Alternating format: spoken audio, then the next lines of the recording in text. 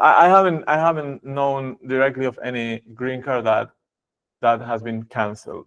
I-140s could get revoked if there is misrepresentation, if people lie or people do things that are outside of their field and things like that. Once you get the green card, even though that's still a possibility, that is hard. There's one person that was arrested last week because he was participating in a protest and he was going to be deported. But of course, he's a green card holder, so he has a superior level of rights as to people having, for example, a student visa. And that deportation, as far as I know, the last thing I know is that deportation has been put on pause by a judge because he's a green card holder.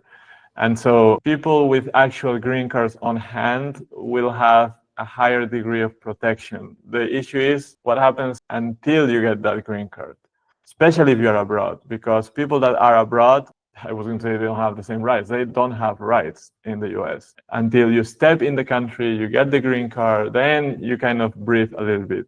What will happen in the future? Well, the future is not very promising in the coming 3 years and almost 4 years, because Trump is showing a pretty harsh tone with immigrants in general, not only what he calls illegal immigrants. I hope that they relax a little bit in the coming months once this craziness of the beginning of the term finishes, but only the future will hold. What we need to do is to try to stay focused on the petitions, try to do the best job possible in the arguments if you are working on your I-140. Of course, if you're in the US, don't get in trouble with anything in general, because anything can be used against you.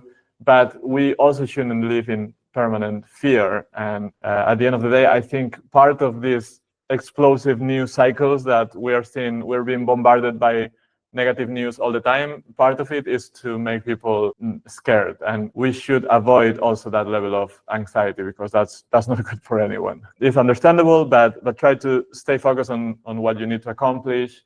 Try to be a little bit alert about the news, but with a grain of salt, because a lot of things are proposed, but then they don't follow through, or a court will take it down. So it's a tough time to be in the immigration space.